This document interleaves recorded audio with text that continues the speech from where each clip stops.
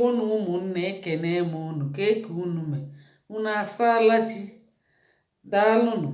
Abịa m iwetara unu obere update na uhuruchi a. Anyị bụ Igbo Klass World, ndị na-akụziri ụmụaka asụsụ na omenala Igbo. Ya bụ ụmụnne, nwa gị ọ na-asụkwa Igbo? Ka a na-achụkwa ego achọ ọrụ ka a na-asụkwa Igbo, ikwene ka asụsụ anyị nwụọ. Anyị si na mba United Kingdom na-eweneta Igbo n'ala Igbo. Akwa ọkụkọ tie akị, ihe na-eme nkume. Kedu ka ndị nọ na United Kingdom si ga-eweli Igbo na-ewenete n'ala Igbo? Ndị be anyị ọ dị mma? Mba. Ka m kọkwara unu nke bụ akụkọ. Ụnyaahụ akpọọ m ọtụtụ ekwentị banyere ọrụ na agụmakwụkwọ, maka afọ m ka ọnọdụ ndị be anyị dị adịrọ mma, ma ndị nọ n'ụlọ ma ndị nọ na mba. Ọ na-emetụta anyị nke ukwuu, anyị nwa bụ ndị Igbo Klass World, maka na ihe oyi nwaanyị anwụ weta ka anyị maketi elufa bọs ya wetara ọrụ, si na ọrụ adapụtakwasị kpọọ mmadụ, akpọọ mmadụ ju ebe niile.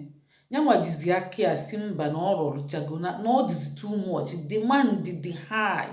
O tiri mkpu siri ike, o tiri mkpu n'oke olu, wee sisi gbaa break. Ọ bịazie June July, o bidokwazie na mmadụ karịzi kwota enyere. So ọ bụ ya ka anyị ji gbaa break, anyị gbazie break ahụ. Ya bụ ndị be anyị discover kwala ọzọ, ya ka anyị si na anyị ga na-akpọ ka anyị site ana n'imi ọzọ, ka anyị wee bịa gwa unu. Ụmụ onye na-eme work visa kwa, ọ na-eme nwayọọ nwayọọ tupu mana ọ bụ onye ọ nọ n'etiti, ọ bụrụ ya nwa ma ọrụ ahụ, mana ọ nọ n'etiti. Ịma onye nke ahụ nyere anyị na ọnwa gara aga, ọ bụ ya nwa nwunye ya, bụ ka o ji tie ka ọnwa, ọ dịka a ga-ebi dịka a ga-akwapụ. Mana onye nke abụọ nọ n'etiti na-ewetie, ọ nọkwa mee ka ọ nọrọ. Mana kịta tọọchị anyị gbara ebe ọ nọ, o metụta m n'arụ, nje jubia, maka a sị m ya kọwakanalụ m student visa ị na-eme ya ọfụma, afọ m ndị kpọtakwasị work visa afụkwa m onye email. O nwee ndị bụ ịgụ akwụkwọ na-etizi ololo, maka ọ bụrụ na ị mere ọfụma, ịgụcha akwụkwọ ị ka ga-anakwa. Ya bụ eme ngwa ngwa emeghara ọdachi. O nwee ndị gbakwulie, ndị akwụkwọ fa na-achọzi nwa, o mekwa anya tete akwụkwọ ahụ n'ụlọ ọnwụ wee bụzialụ nke wọk, ọ bụọzi nke stọdi. And onye ahụ agụchabagozi, ọ fọrọ obele ka ọ gụcha, ọmachizia, o mezie ọraiti. Ya bụ wee fụkwa na o mere onye ahụ nke ahụ. Ya bụ anyị na-anọrọ onwe anyị fa abịa si anyị na ihe a na-eme, anyị gbasaa alụfe ozi. Ọ bụ ya ka anyị ji na-agbasa. Wee kpọọ onye ụnyaahụ si a ka anyị kalịa ụka ọfụma. Anyị kalitekwa ụka aka uruchiche 40 minutes anyị kalịrị ụka. Ọ kọrọ m nke bụ akụkọ. Ọ sị na ndị be anyị ọ na-adịfe ọsịsọ mgbe niile, ọ na-adịfe fada enwe ndidi ka eji nwayọọ mee ihe. Andị fa na-abụ ọtụtụ na-abịa n'etiti fa adụzie azụ, ka ihe na-eme fa akpakọrọ onwe fa ọfụma, fa achịkọrọ akwụkwọ fa ọfụma. Ọzọkwa bụ na ego a ọ na-akọwa na obulu aka na ọ bụkwa ndị ji ego ga-emenwu ya, maọbụ ndị lele ana, maọbụ onye duditamin kpakọli ego ga-emenwu ihe dị na student ya na wọk. Asị gị 8 ahụ emekete ifu onwe gị na 15 maọbụ 12. Maka ụfọdụ ọ bụrụ ma ụgwọ akwụkwọ, ma ụgwọ flight, ma visa fee so na ya. Ya bụ ị ga-akwado onwe gị ezigbote nkwado. ọ bụrụ na ofu onye na-abịa, asatọ okilikili nwee ike izuchicheli iji bịa, mana ọ bụrụ na ịkpọ ezinụlọ ga-abịa, asatọ okilikili ahụ ama nzuru gị, ọ ga-elu 50 na okilikili isii ma ọ bụ 30 na okilikili isii. Sorry, ọ bụrụ 30, 13 okilikili isii ma ọ bụ 12 okilikili isii. Kapịa anya n'ime onwe gị. Anyị bụ Igbo Klass World. Ya na-egekwenụ ntị. Anyị na-asụ Igbo dị Igbo n'ime. Anyị ji Igbo akpa nganga n'ala ndị ọcha. Ya bụ, ọ bụkwa na ị mara anụ Igbo, ije chọba onye ga na-atapịalị gị Igbo, maka anyị ada asụkwa Igbo. Ọzọ, ịbịa na Zoom ma ọ bụ na WhatsApp, ibido kwesịrị Igbo, degodi obere Igbo, sụọ obere Igbo, maka ọ sịkwa na ụfọdụ ndị na-abịakwute ọ machaghị ndị ahụ, ọ dị enyefe attention ọfụma, maka na nke student visa dị jenu, mana nke ọrụ a sponsorship afahọdụ welie na-akpa ego ọ dịchara jenu. Ya ọ bụrụ ihe dị legal, ekwesịrị ka a na-anya n'efu, mana o si na ọ na-eje n'ọnụ mmụọ je dọkata ya bụ akwụkwọ. O si na ọ dọkatagokwele ndị be anyị akwụkwọ ahụ dọkata asịsị anya weta ego, ọ gbabazia tikatika, o wetegokwe ya bụ ihe. Ụfọdụ asị na student visa, uje mechicha application na skuul enye admission, asịsị anya bịa kwụpụta obere ụgwọ akwụkwọ, onye ahụ a na-etikagharị na-agbakeli a n'ebe niile, ọ bụrụ ihe ifele. Ya bụ ndị be anyị, abịa m ịtụnyetụ unu obere. Mụ na ya kpara ezigbo ụka, andị ịrekọdụ m ya bụ vidio, aka m emeli upload, o nwee ike ọ bụla echi ma nwanne echi ntinye. Kịta anyị na-eme Igbo Klass World, anyị nọ n'ime ụlọ akwụkwọ, nsị ka m bịa gwa unu okwu obere.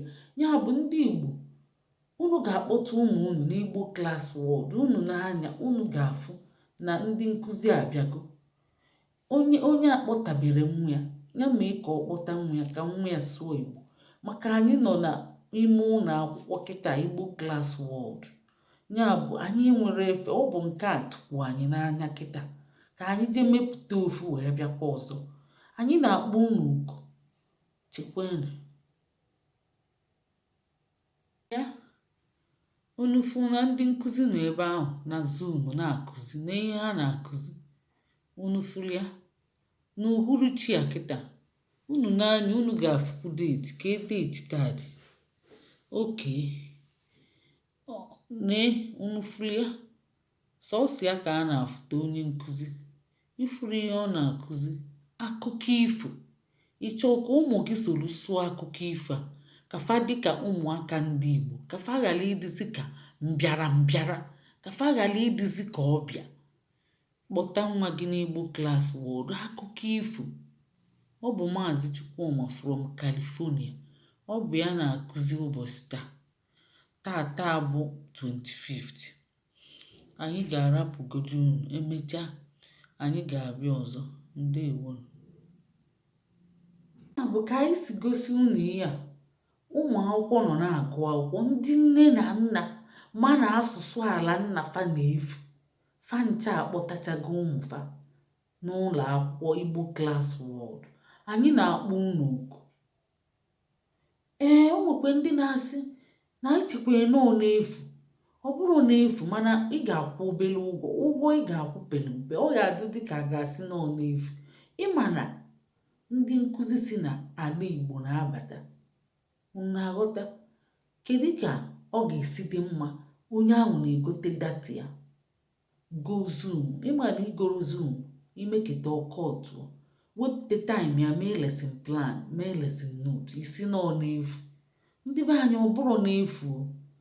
Unu na-eche na Igbo Klass bụ n'efu. Ọ bụ nnukwute ụlọ akwụkwọ skuul ka ọ bụ.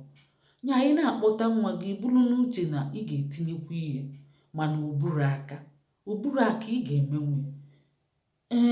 Ọ bụrụ na o nwee ndị Igbo si ndị Igbo Klass World anyị ga na-akwụ unu ụgwọ ma ọ na-sponsọ unu ana na ego unu kụzibelu ụmụaka Igbo anyị ama nna ego mana nekene dị mkpa na nne nwaanyị ọtụtụ si n'ala Igbo na-abata mmadụ wee na-ajụ m si na uche nọ n'efu chiekike na ọbụlụ gị iwepụta oge gị nwanne m onwere ihe dị n'efu n'ụwa sọsọ ikuku Chineke nye ka a na-ekuru n'efu sọsọ ya nwere ihe ọzọ mana nya anyị na-eme ihe ọbụla ichekwene nọ n'efu uche gị dịkwa ya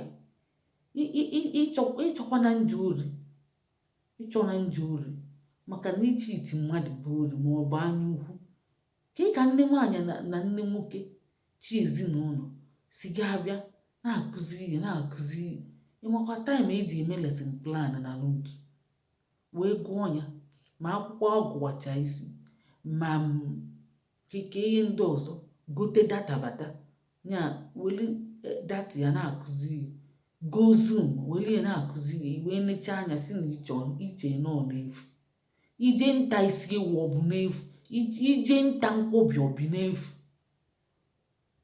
ijebe French lesson ma German unu na-eji akpọjeche nwa ma English lesson ọ bụ n'efu ka nke Igbo si ga-abụzi n'efu biko unu akpalizina Igbo akpali biko unu akpụtọzina ya Igbo bụ nọmba 1 thing ị ga-amụta tupu ị gaba nke ndị ọcha foreign one ịbụrụ onye ọcha ịbụrụ onye French ịbụrụ onye German ka isi jiri eburu ụzọ ị na-akpakọkwa isi ọnụ nwanne m mụta akọ ụwa bụ kọleji mmadụ kpọọ ihe mkpọkọrọ agbata obi eweli ekpo ntụ ka anyị mụtakwa na akọ chekwaa nke gị ịgbachi n'ebe mmadụ ka be gị elu o nwee ka ọ dị ọ mara mma ngwa ka emesịa